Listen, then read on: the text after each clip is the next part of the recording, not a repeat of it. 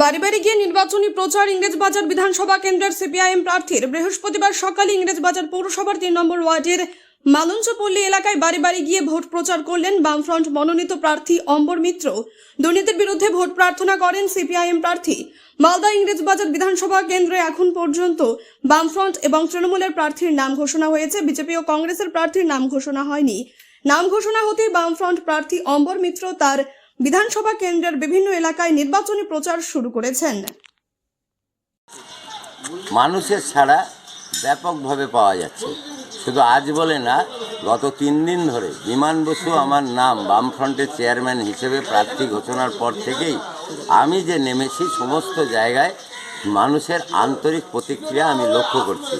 এবং এই প্রতিক্রিয়া আমি বুঝতে পারি এই কারণে, দীর্ঘদিন ধরেই আমি এই রাজনীতির সাথে আছি, কোনোদিনও কোনো দল বদল করিনি। ছাত্র জীবনে যে ঝান্ডাটা হাতে নিয়েছিলাম, সেই ঝান্ডা নিয়ে আজও পথ চলছি।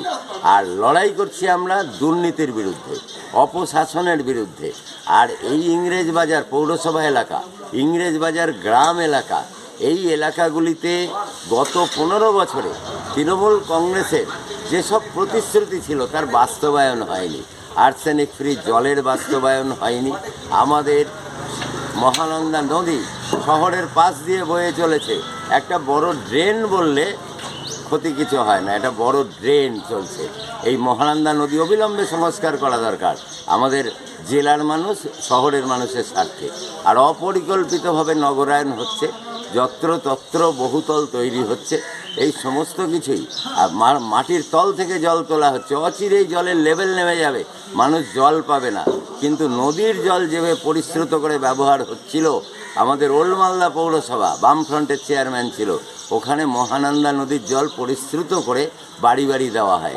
এখানে তো তার পাইপ পুঁতেছে, কিন্তু 10 বছর ধরে তার কোনো কাজ হচ্ছে না।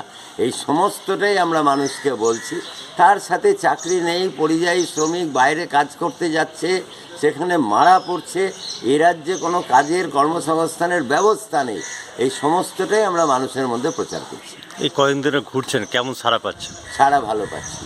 মানুষের চোখ মুখ দেখলেই বোঝা যায় যে সেই মানুষ আন্তরিক কিনা। আমরা মানুষের প্রতি আন্তরিক, আমরা বুঝতে পারছি মানুষ আমাদের প্রতি আন্তরিক হচ্ছেন। জেতার ব্যাপারে কতটা আশাবাদী?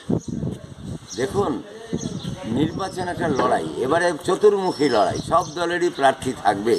সুতরাং জেতার ব্যাপারে আমি আশাবাদী।